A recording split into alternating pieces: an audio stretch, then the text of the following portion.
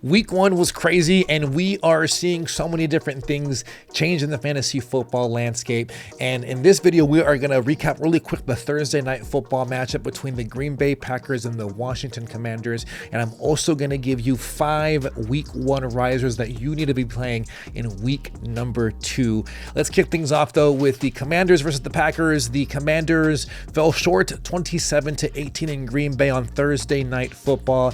And in this matchup, it was the Kraft show. He exploded for 124 yards, 6 receptions, 7 targets, and 1 touchdown. He led the team in receptions and targets in a fantastic outing after a very solid game in week 1, but he really put it all together in week 2. We also saw running back Josh Jacobs look very strong. He had 23 carries for 84 yards and a touchdown. This is his second straight game with a 76% rate of carrying the snaps for the Green Bay Packers. So this backfield is entirely his, and this is why he was one of my must drafts in 2025.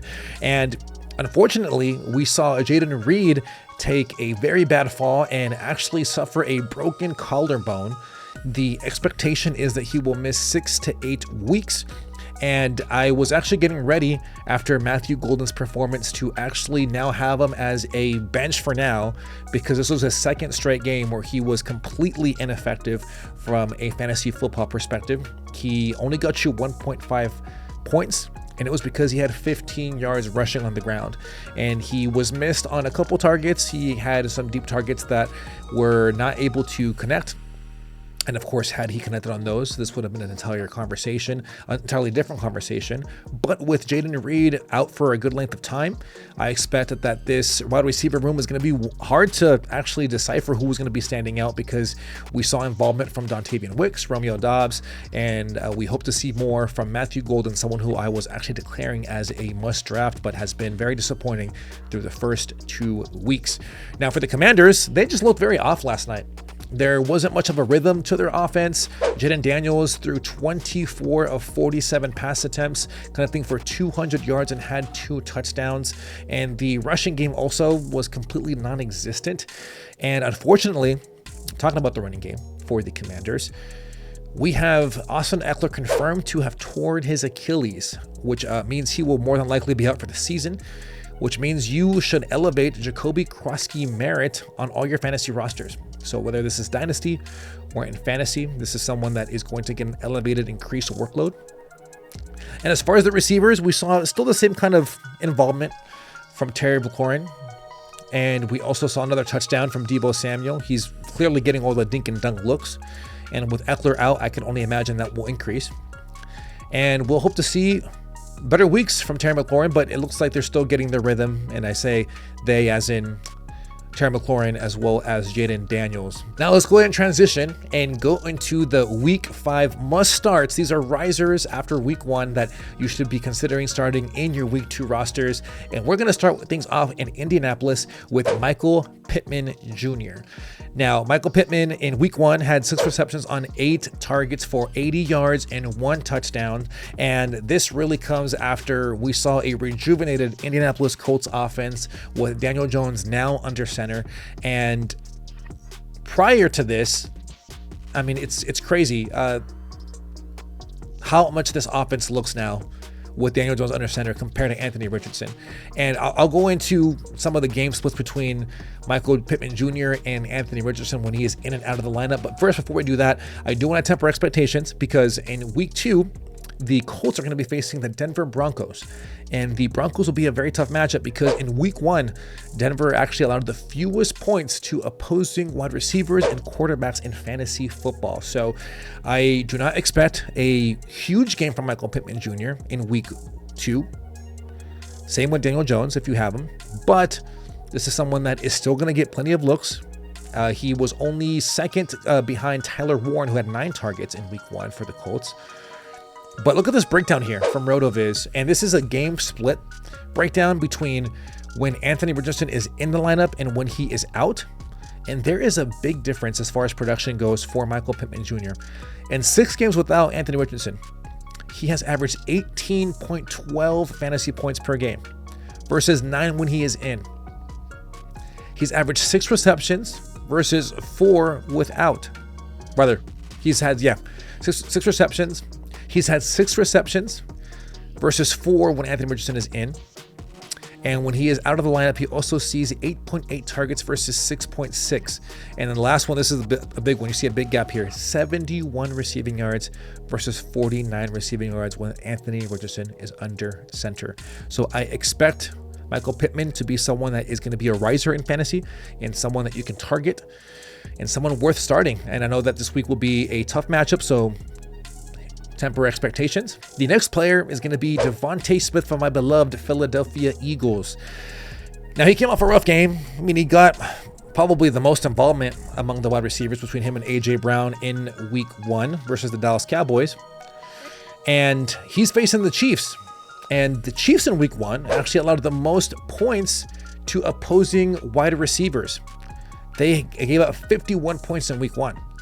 And we also are hearing that Dallas Goedert was a non-participant on Thursday in practice. And I don't know, A.J. Brown he still looks like he's grimacing from that injury he suffered in the offseason with the hamstring. And he actually looked more of a decoy in week 1. And also, I do think that the Dallas Cowboys defense factored in more of a zone defense as far as their coverage goes, and that disrupted a lot of the Philadelphia Eagles offense. So I expect A.J. Brown as well as Devontae Smith, but in this case, we're focusing exclusively on Devontae Smith being a key contributor in week 2, especially if Dallas Goedert and if A.J. Brown continue to be just decoys, or in this case, Dallas Goedert being out for the week. And I also think that because Kansas City is more of a man coverage defense, that Devontae Smith will be able to take advantage of that and see better production, and in turn be a great asset for you in week 2 for fantasy. Now we're going to go ahead and go over 2 different running backs. The first one is going to be Jaylen Warren from the Pittsburgh Steelers going up against the Seattle Seahawks. And all the talk in week 1 was about how great Aaron Rodgers and his passing offense looked. Aaron Rodgers had 4 touchdowns, and Jaylen Warren saw 55% of the snaps and the carries, for the Pittsburgh Steelers with 11. And the reason why I'm highlighting him is because I'm not convinced that Caleb Johnson is going to do much over the next coming weeks, especially after a very terrible week 1 debut. But I also like the matchup because the Steelers are going to be going up against the Seattle Seahawks, who allowed the second most points to opposing running backs in week 1. And what I like about the touches that we saw from Jaylen Warren was that he had 5 red zone touches, which actually was the 3rd highest among all running backs in fantasy. And again, the rocky start from Caleb Johnson doesn't give me much confidence that there will be any more of a workload in week 2. That could change as the season goes on. But for now, Jaylen Warren is the running back to start in this offense and someone that you should start confidently in week 2. Now we have 2 more players to go over, but before we do so, we are almost at 1,000 subscribers, and that cannot be done without your support. So do me a huge solid. If you are getting value in this video, hit the like button as well as the subscribe button. Let's go over these last 2 players. And these next 2 players, the first one is going to be Tony Pollard from the Tennessee Titans going up against the Los Angeles Rams. Now in week 1, he had a hefty workload, and I know that it wasn't pretty versus the Broncos. However, he had 18 carries, which actually equated to 86% of the team's carries. Now, the Titans, like I said, had a very tough matchup in week 1, and I expect there to be a good bounce back, and hopefully with that, a better performance overall. I expect Cam Ward to be a better start for you in fantasy if you are in a deeper league, maybe in a Superflex league. He's a solid QB2. I expect Calvin Ridley to be also a better option, but I want to zero in here on Tony Pollard because once Tajay Spears went out for a few weeks, we knew that Tony Pollard was going to be the beneficiary as far as getting more of a workload in this offense.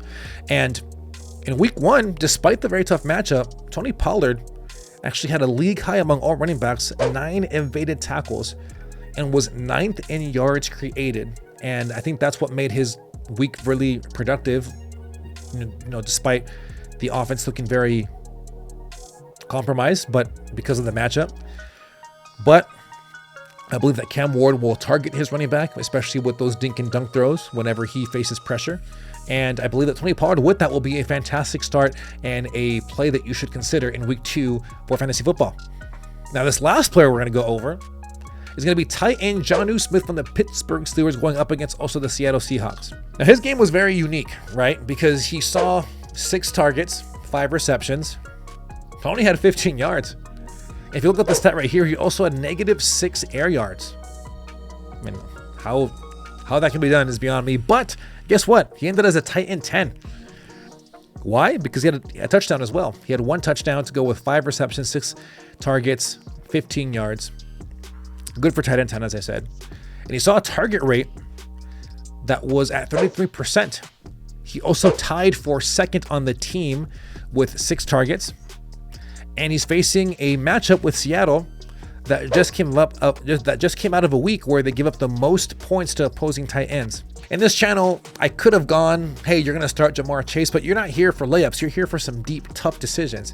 And these are players that may be on the fringe on your rosters, but I think could make all the difference in your starting lineups in week 2.